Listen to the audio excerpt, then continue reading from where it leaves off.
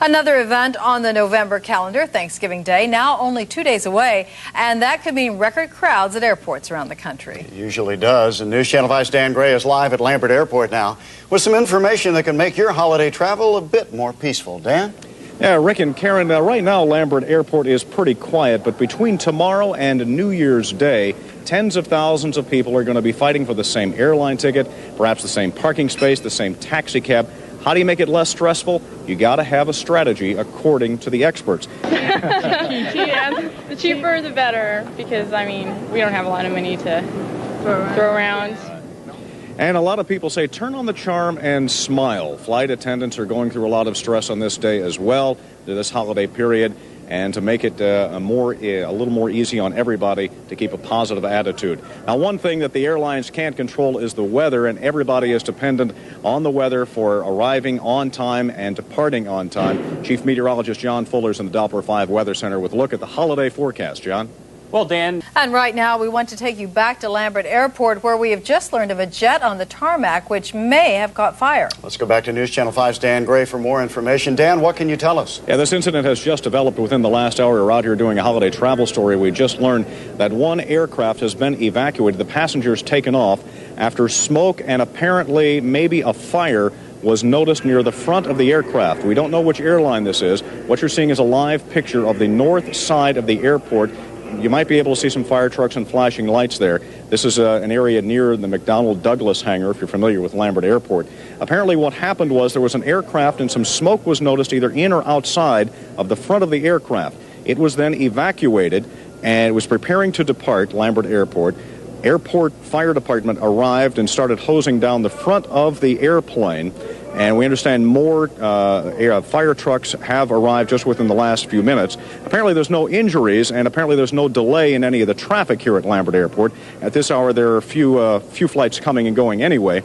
Tomorrow, of course, is supposed to be one of the busiest travel holidays of the year. So this comes right before that, and hopefully this is a minor incident, and things will be cleaned up shortly. But again, one aircraft evacuated as it was preparing to take off here at Lambert Airport tonight after smoke was noticed around the aircraft. The fire department is at the aircraft now. Passengers moved on to another airplane. Karen and Rick? We interrupt regular programming for this special report from News Channel 5. Good evening again, everyone. I'm Rick Edlund. And I'm Karen Foss. Emergency crews are working right now to bring Lambert Airport back to normal after an apparent collision involving a small plane and an MD-80 passenger plane. News Channel 5's Dan Gray joins us live now from Lambert with more information. Dan, what do you know? Well, Rick and Karen, as we were first to report, one of those airplanes has been evacuated from the passengers on board that plane, or now on another plane. Apparently what has happened, if we could take a live picture now of the northeast side of the airport, this is near the McDonnell Douglas headquarters, if you're familiar with Lambert Airport. Apparently what had happened was the two airplanes had a ground collision of some sort. That's still unconfirmed. We're just picking up bits and pieces of information. There was some smoke and fire on one of the planes, and the passengers were evacuated from that aircraft. Now, it's believed to be a TWA, as you mentioned, TWA MD-80, and a smaller commuter plane.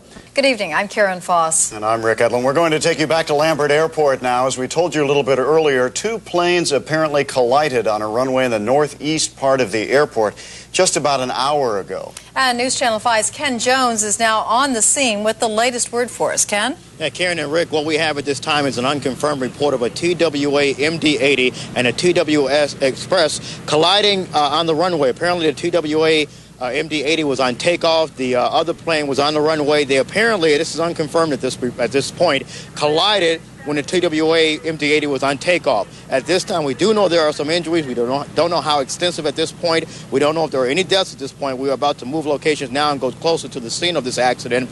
We still do not know of any injuries. However, we do know a number of ambulances were sent to the scene. Of course, on an emergency situation like that, that is routine, that a number of emergency vehicles would respond to a ground collision. Again, a TWA MD-80 apparently collided with a commuter plane at the east end of the airport. We still don't know of any injuries, but we do know the airport remains open. Karen and Rick?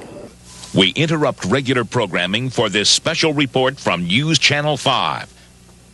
Good evening, everyone. I'm Rick Edlund. And I'm Karen Foss. We continue to follow the accident at Lambert Airport where an MD-80 has collided, we are told, with a smaller aircraft. Ken Jones is at the scene with the best pictures of the evening of what is going on there. Ken? Karen, right now you are looking at a live picture of the crash site right now. I believe what you are looking at is the small Cessna Conquest that was involved in a collision with that TWA MD-80 as that TWA flight was leaving the ground. From what I can tell, it looks like the top of the plane has been sheared off.